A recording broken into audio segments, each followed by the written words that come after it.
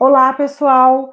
Dando continuidade às orientações sobre rubricas na avaliação, em específico do Inova, eu trouxe para vocês algumas coisas para a gente refletir um pouquinho sobre a construção da rubrica.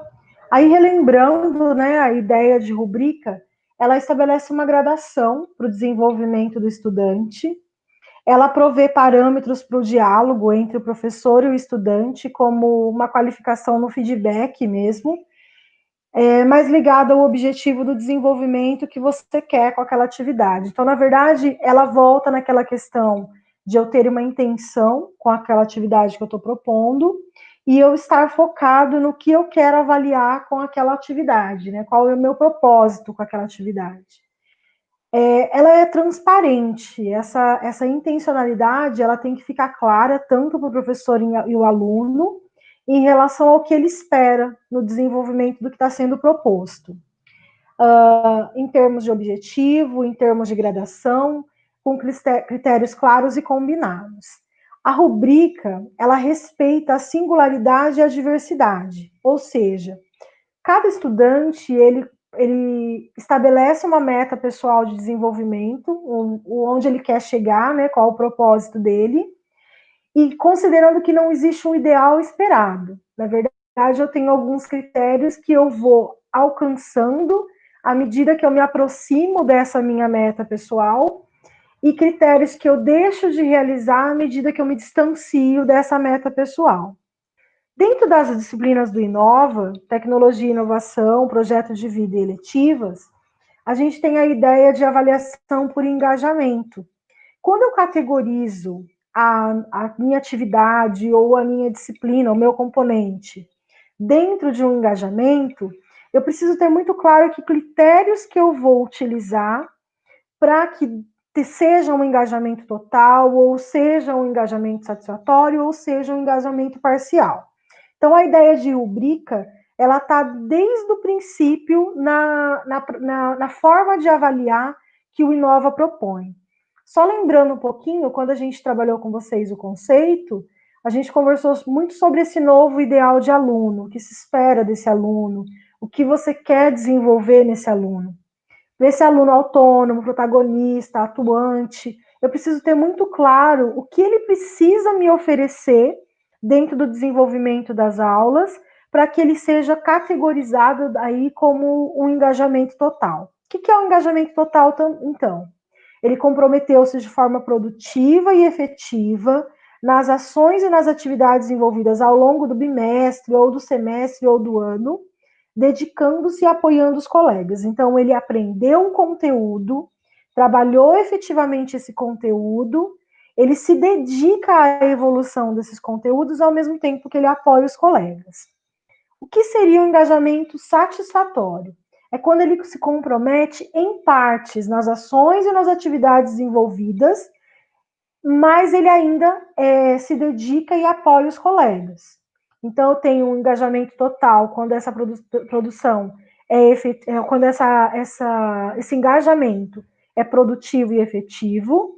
O engajamento satisfatório quando ele é em partes, e eu tenho engajamento parcial quando ele se compromete, mas se compromete pouco nas ações e nas atividades envolvidas. Ele apoia os colegas, mas a dedicação não é tanta quanto no engajamento satisfatório total.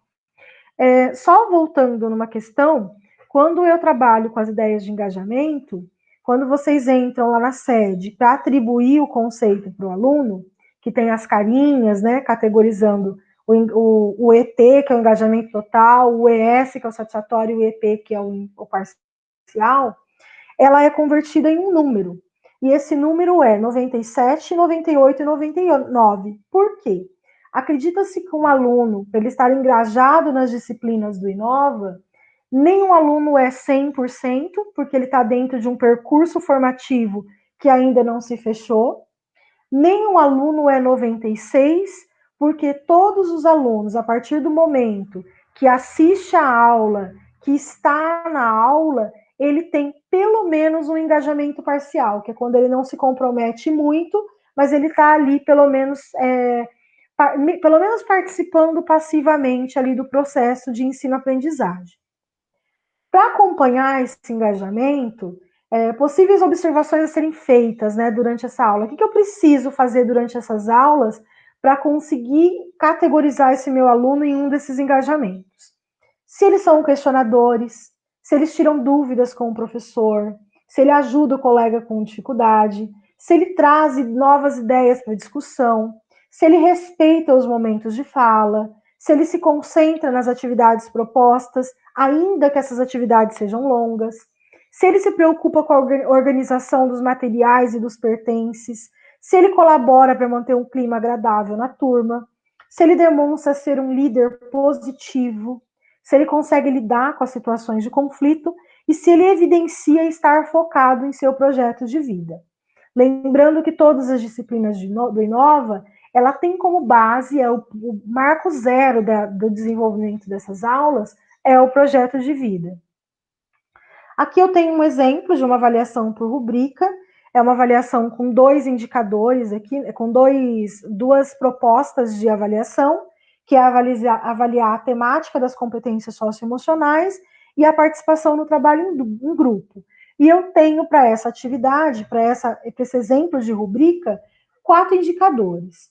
Então, eu tenho como um ali, eu não entendi o tema, ou para 2, entendi parcialmente, 3, entendi bem, mas fiquei com algumas dúvidas, e 4, entendi plenamente o tema e contribuí com reflexões significativas. Bem, todas as disciplinas do Inova, elas são pautadas na BNCC e nas competências socioemocionais.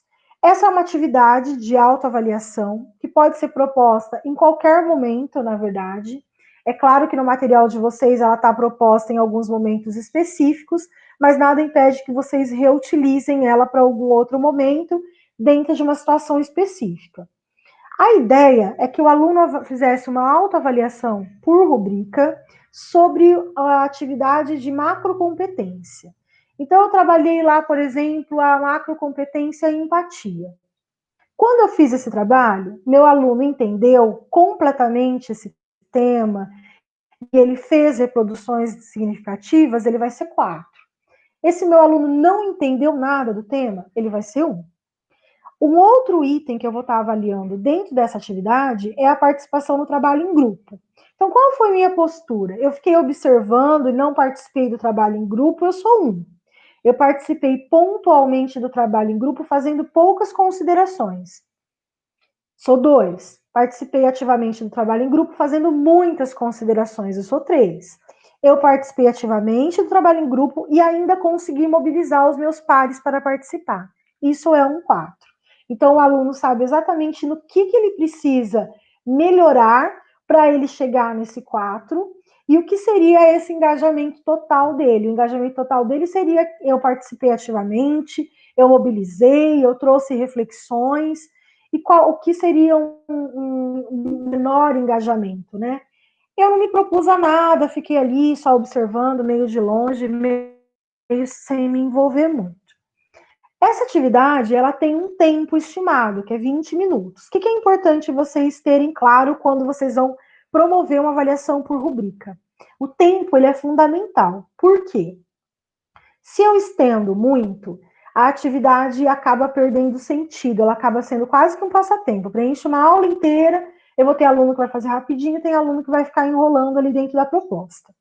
Quando eu promovo uma rubrica por um tempo mais curto, né, que 20 minutos aí é um tempo relativamente bom para eu analisar o meu trabalho, analisar como eu me dediquei a essa proposta e eu consigo extrair do meu aluno o que ele aprendeu ou de que forma que ele se engajou e consigo ter insumos para trazer para as minhas aulas em forma de transformação e melhoria nesse conteúdo. E eu tenho a oportunidade também de fazer o meu aluno se organizar para esse tempo. Então, não é uma atividade que eu faça ela tão rápida que eu não consiga refletir, e não é uma atividade também tão longa que eu use ela para matar tempo. Tenho aqui uma outra proposta, que é uma atividade que eu tenho todas as macrocompetências elencadas, e eu preciso aí, dentro de um tempo de 10 minutos, eleger duas competências. Duas competências que eu tenho mais desenvolvidas ou menos desenvolvidas. E aí, a partir dessa avaliação, eu consigo me mobilizar para trabalhar o desenvolvimento dessas competências. Então, vou dar um exemplo. Eu tenho menos desenvolvido o foco e mais desenvolvida a responsabilidade. Bem, se eu tenho o foco menos desenvolvido, é uma macrocompetência que eu preciso investir nela. Eu preciso criar ações que me aproximem desse foco. Se a minha responsabilidade já está bem desenvolvida, ok, eu só vou dar continuidade ao que eu venho fazendo. Essa atividade é uma atividade que ela poderia ser proposta, por exemplo, por bimestre. E o aluno se comprometer a, dentro do bimestre, ele eleger essas duas competências e ele desenvolver. Então, como o desenvolvimento dessas competências podem potencializar a aprendizagem de todos os estudantes? Ou, que macrocompetências dessa eu preciso desenvolver para me auxiliar nos outros componentes curriculares, por exemplo? E que ações nós podemos realizar para desenvolvê-las? Eu preciso de foco? Então, que atividade contribuiria para eu melhorar o meu foco? Então, é uma atividade que ela pode ser proposta para o grupo, e o grupo eleger duas macrocompetências para serem trabalhadas na turma dele, mas ela também pode ser uma atividade individual, em que eu analiso quais são as macrocompetências que eu domino mais e quais que eu preciso desenvolver ainda. Essa é uma rubrica um pouco mais completa ou complexa. Eu tenho aqui uma atividade corriqueira do dia do ano, eu tenho uma atividade corriqueira do meu cotidiano, que é cuidar dos meus dentes, e aí eu tenho uma gradação de rubrica que ela me permite o meio termo, digamos assim, né? Então, eu nunca escovo os meus dentes, eu estou no degrau 1. O degrau 2 é eu escovo meus dentes uma vez ao dia. O que seria o meio termo daí? Eu estou entre o 1 e o 2. Eu escovo os meus dentes, mas não necessariamente uma vez ao dia. Então, eu estou naquele meio termo. O degrau 3 seria eu escovo meus dentes 2 vezes ao dia. Se eu escovo entre uma e duas, eu posso escolher ali o degrau intermediário, né? Que seria o 2 e o 3. Vocês vão perceber que nas atividades do Inova existem muitos processos de autoavaliação e de reflexão do aluno para esse momento, assim, para essa proposta de atividade. E aí ele vai percebendo se eu quero chegar lá no degrau 4, que é eu escovo meus dentes e uso fio dental pelo menos 2 vezes ao dia, então eu preciso ir ampliando as minhas ações para ir subindo de degrau em degrau, ou seja, passando de uma gradação a outra. Tem uma outra aqui dentro da mesma proposta, mas essa já é dentro de uma macrocompetência, que é a empatia.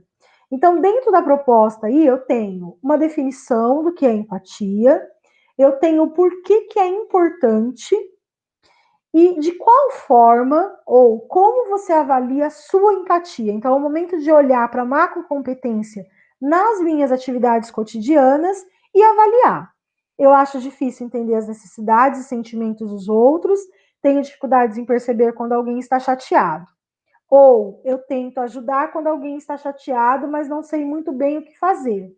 Ou eu estou no meio termo. Eu acho difícil, mas de vez em quando ali eu tento ajudar. Então eu estou no meio, eu estou na graduação entre 1 e 2. E aí embaixo tem, né, a terceira proposta dentro dessa rubrica é assinale abaixo a opção do degrau que melhor te representa. Só que ela tem um comparativo entre bimestres. Então, eu posso repetir essa mesma atividade no bimestre seguinte e o meu aluno, além dele fazer uma avaliação por rubrica pontual dentro de um bimestre, ele pode fazer um comparativo da evolução dele do primeiro bimestre ao quarto bimestre. Então, é um momento muito rico, que permite essa autoavaliação e permite também essa ideia de crescimento, essa ideia de evolução. Bom, pessoal, Então, só lembrando com vocês, né, a questão da importância desse trabalho com rubrica. Ela permite deixar muito claro para o aluno quais são as minhas intencionalidades, qual é o meu foco. Ela permite para o aluno compreender esse processo de por que eu tirei um conceito mais baixo e eu estou no indicador mais baixo ou no mais alto, o que eu posso fazer para melhorar nessa avaliação, e lembrando que é um processo muito individual. Eu não tenho que fazer igual todo mundo fez, eu não preciso ter as mesmas notas que todo mundo, mas eu preciso compreender o que me falta para chegar nessa gradação maior. Ok? Muito obrigada.